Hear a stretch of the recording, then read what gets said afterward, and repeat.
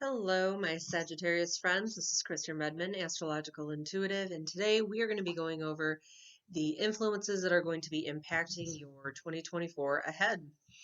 And this is a year where your ruling planet Jupiter is really making things busy. I'm sure you can agree with that, that starting midway through 2023, things really were picking up steam as Jupiter was moving through Taurus in your sixth house of just daily life and work. And it's going to continue that trend through the first half of 2024. Then it moves into Jupiter and Gemini, which is really about expanding you in communicating with others, teaching what you've learned to others, and just really spending time working on communication in general. But let's kind of get to all of this right now here. So, like we were saying here, Jupiter is your ruling planet, right? It embodies all things Sagittarius. It's about exploring, it's about traveling, it's about explorations, not just physically, of course, with traveling, but of the mind. So, your planet in your sign represents higher learning and teaching that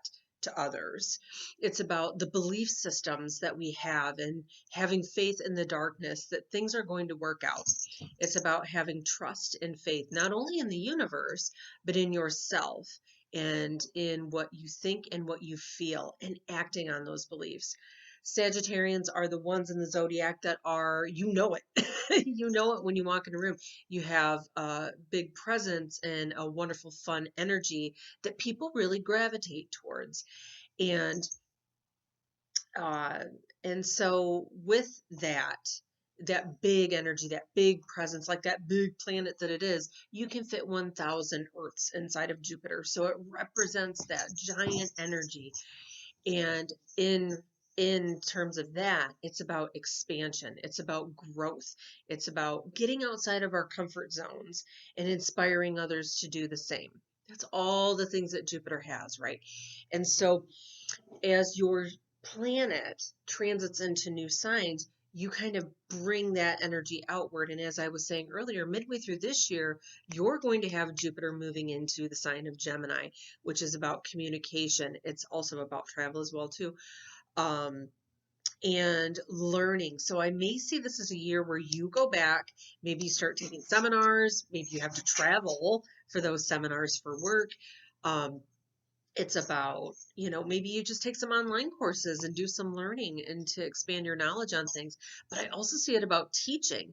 Gemini is ruled by Mercury, so that's very electronic, very internet based. Maybe this is something where you are teaching classes, courses, seminars online for all the things that you've learned.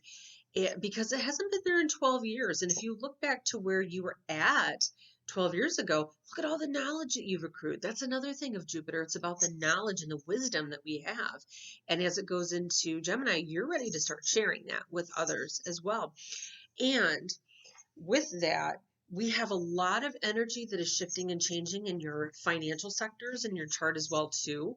So, there's a whole new invigoration that hasn't been there for 2 years, bringing you, and even longer. We'll get to that one in a second, bringing you money with these new things that you are going to be trying to do. So that's always a wonderful thing as well too. But I see this as a continuation of your busyness, right? Just day-to-day life, I'm sure, was busy as your planet of expansion was going through that sixth house, which is daily life. That's your day-to-day job. Health, maybe that was something where it could be one side or the other, right? In astrology, it's black or white. So Jupiter expands and it improves. So it could be one way or the other. Maybe last year was a year where you expanded your waistline, or maybe it was one where you were really focused on bettering your health, bettering your body as well too, because the sixth house also deals with our health and how we take care of ourselves and our daily habits, right? Jupiter is going to help us kind of look at those things with a microscope and go, how am I treating my body on a daily basis? What am I putting into it? What am I getting out of it? And so with that, um, as it continues through there, I think there's going to be a lot of guidance on things in terms of that sixth house, especially if you're looking for a different job. Maybe you're looking for something different in career. And so I look at this alignment that happens this year where your ruling planet Jupiter, so this is really going to impact you, aligns with Uranus in the sky. This is a once in 12-year event that happens. And when you have the planet of luck and opportunity, Jupiter, aligning with the planet of unexpected things, uh, Aquarius, or well, of course, Uranus rules Aquarius, so forgive me here. My cat's disrupting me here, little baby. When you have the planet of luck with the planet of unexpected things, look at what's going to be happening around April 20th when these things align. And as they do, there are going to be unexpected opportunities in work for you. Maybe you're going to see something that really makes a major impact on your day-to-day life. Now, the thing with this is you need to know when to jump on these opportunities, right? The great thing with Jupiter is it brings us just amazing opportunities out of nowhere. Saturn, on the other hand, makes us work our butts off to get these benefits. But Jupiter just gives them to us blindly. When you have it aligned with this planet of unexpected things, this planet Uranus says the more true and authentic something is for you, the better it's going to be for your life path. So if you're aligning that with the planet of you trusting and believing that eventually these things and these lucky breaks are going to come through, it does come April 20th. Pay attention to those signs. Listen to your inner self. Listen to your higher self, right? That's what ninth house Sagittarius Jupiter is all about, is trusting in yourself. It's about honesty, getting real with what it is that you want. And I think that you've really been going through that over this past, I would easily say 3 years, as you had a lot of planetary things going through your sign, really clearing out that old karmic baggage and getting you ready to move forward, right? So what are we moving forward to, right? Maybe you do find a new job. Let's think about that with money, right? Speaking of things, clearing out that karmic debt, Mars is the planet of fire. It is the engine that makes things go. And it has been kind of retrograding over the past couple of years, slowing the wheels of progress down. And so it hasn't hit all of these sectors in your house, especially your financial sector. It may feel like you've been constantly behind the eight ball when it comes to finances. And so we have Mars coming through, blowing out the things that are in the way, right? It hasn't been there for a couple of years. It's ready to get moving again. And as it does, it clears out the stagnation in that house. You will just have to have the confidence and courage to act on those opportunities. That's what Mars says. You gotta have that courage to jump, when you see it. And so that's going to be taking trend throughout this year. And I love that it clears out the way and cleans that house, quite literally and figuratively, because what's happening is a 250-year cycle that's going to be setting the tone moving forward, right? Since 2008, we have had Pluto, the planet of debt, loss, difficulty, crisis, that has been going through that second house of yours. Now, Pluto is a slow moving planet, and what it does is it likes to transform, but it doesn't just, remodel what's existing. It kind of blows it out and changes it into something brand new. Now, in 2008, Pluto, it transited into that second house of finances, self-worth, self-esteem, all the possessions that you own, things that you hold of value is what that second house is. Now you have that planet of kind of, I don't want to say difficulty, but I think that's the word that's coming to mind, so I'm going to go with it. Difficulty coming through in there. And as it's been really making you go through with a fine-tooth comb and a microscope on how you look at finances, how you handle your money, your relationship to money, and also how much you value yourself and your self-worth, right?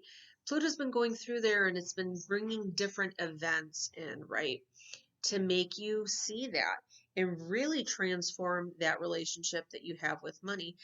Now, I always say that these planets make the biggest impact when they go into a sign and when they leave a sign. And so in 2008, look at what was going on in that time frame with the financial crisis. Here it is leaving, and we're in a very similar financial crisis as well. How have you handled that? Now, the great thing with Pluto as it goes through this very last year of you know leaving, Capricorn finally, I think you have a better idea on how you're going to handle those money matters moving forward.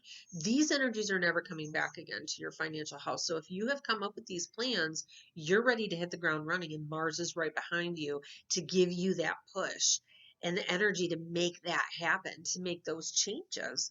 So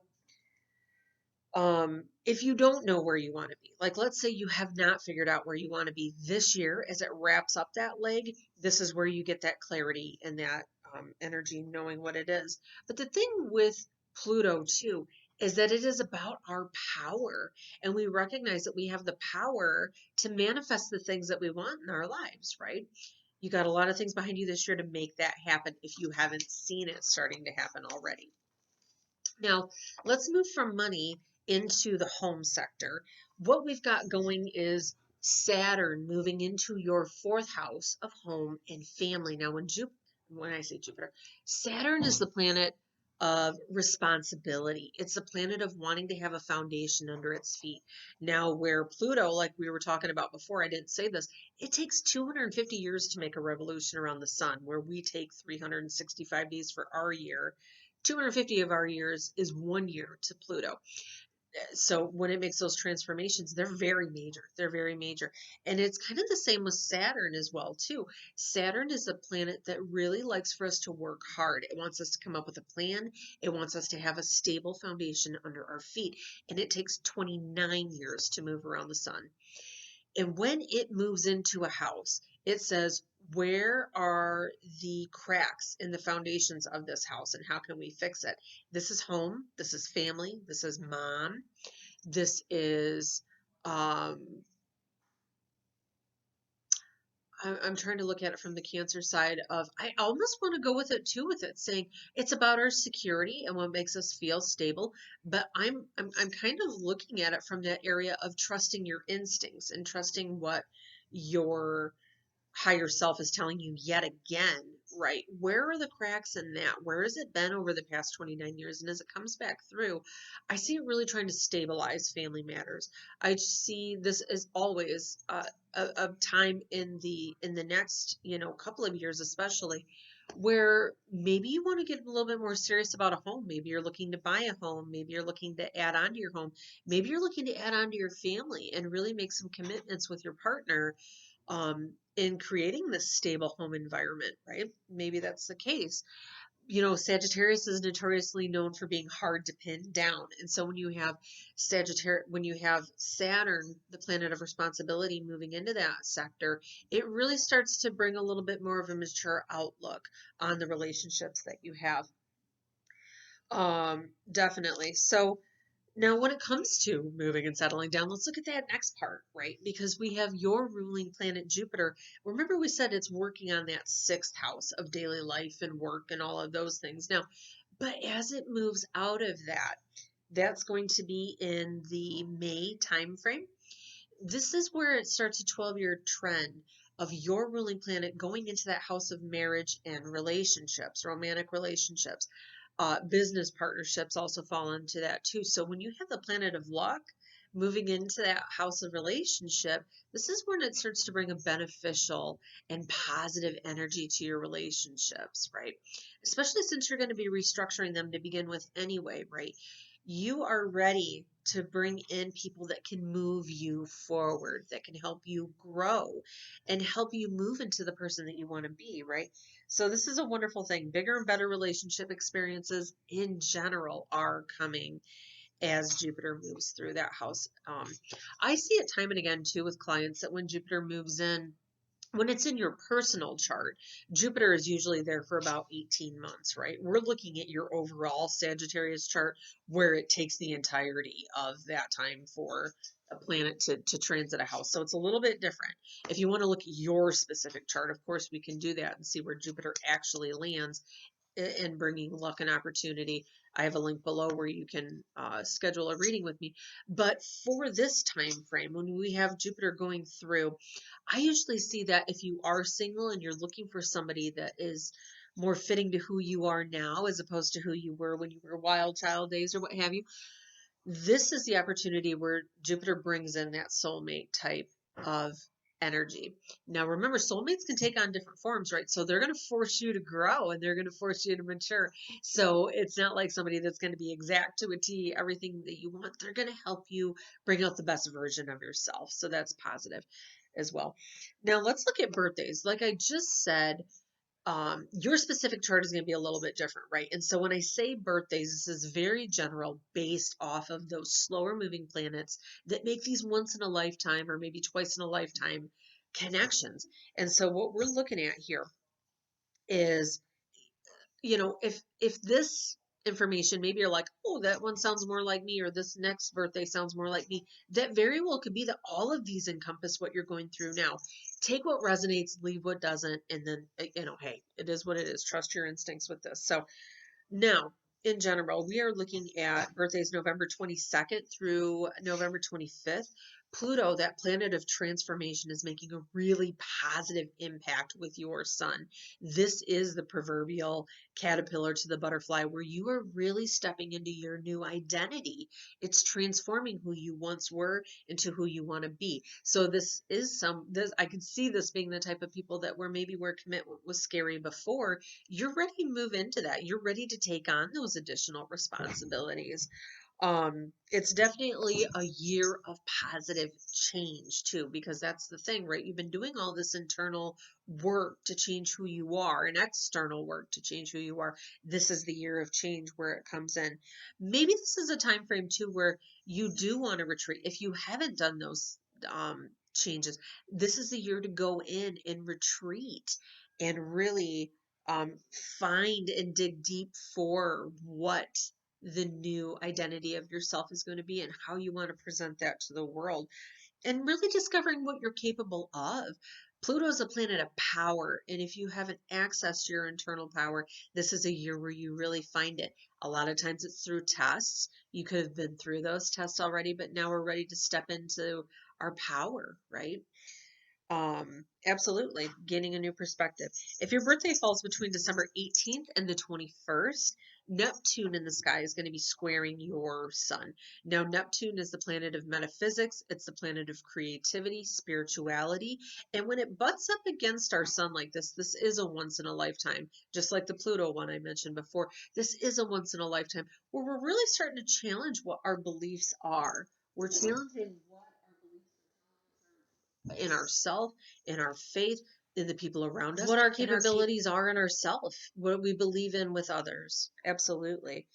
Now, the other thing too with Neptune is that there is a positive and there is a shadow side to every planet, right? That's the reality of life. There's light and dark.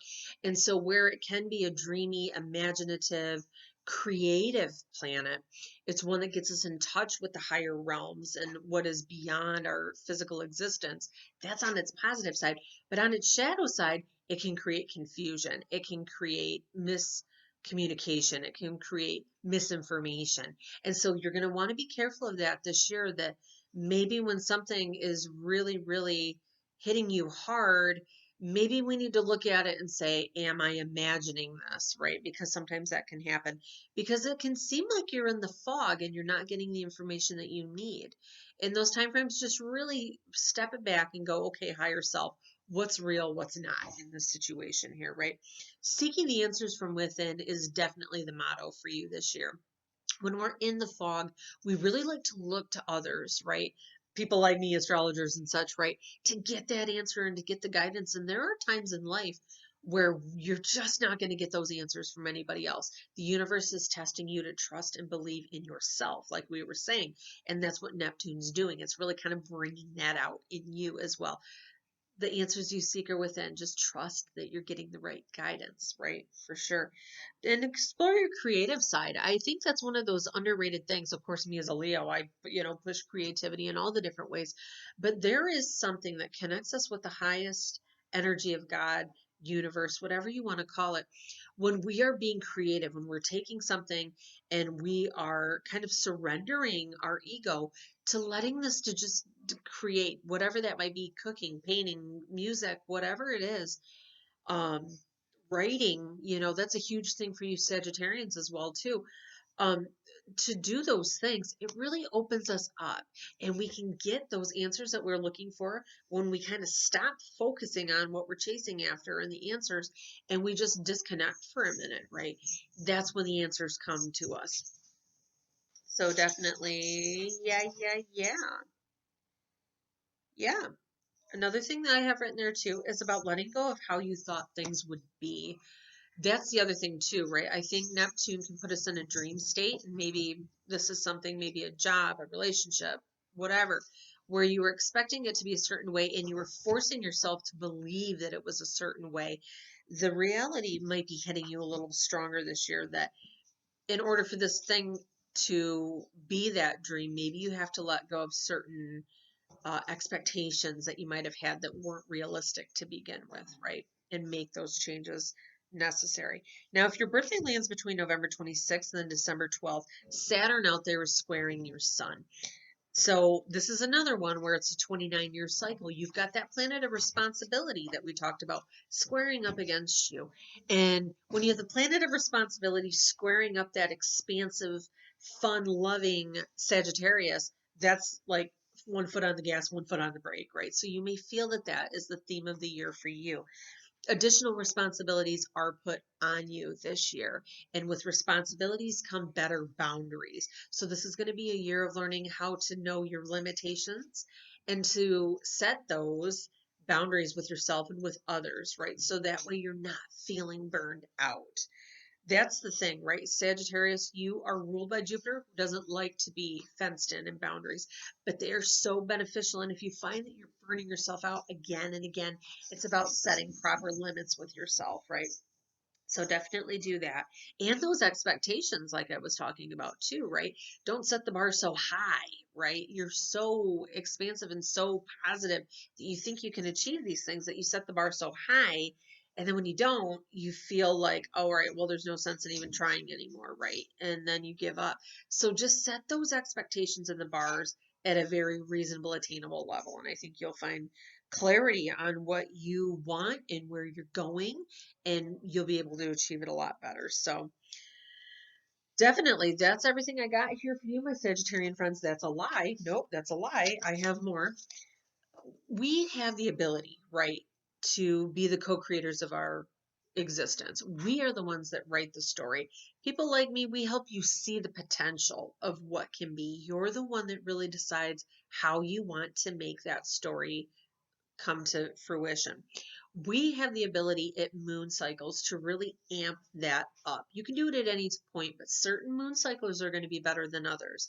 Now, for you with anything here, when you want to manifest, it's the new moon that's going to be the best. Your strongest new moon for things in terms of all the things we just talked about is going to be on December 1st this year. That's when you're going to put your intentions into the moon. That's when you're going to say, I trust and I believe that the universe is going to bring it through. Now, the full moons are when things reach conclusions. That's when they reach a head, right? That's why things are always crazy at a full moon. That's when we release the things we want to release. You can do it at any full moon cycle, right? You can do it in the waning phase of it too. It's all the same. But for you, your strongest time for release is going to be on May 23rd this year, to really let those things out and to let things go. We're talking outdated beliefs. We're talking outdated mindsets, those old expectations that don't work. And we get those billboards from the universe, right, at the times of these moons and at the times of the eclipses. So now for you, let's think here. So I didn't even write that down. That's really weird. So for Sagittarius, give me a second here. So that's going to be Aries. That's way too far back. Let's go to Libra is going to be two back. This is going to be in the house of so where the eclipses are going to be happening this year is who you surround yourself with.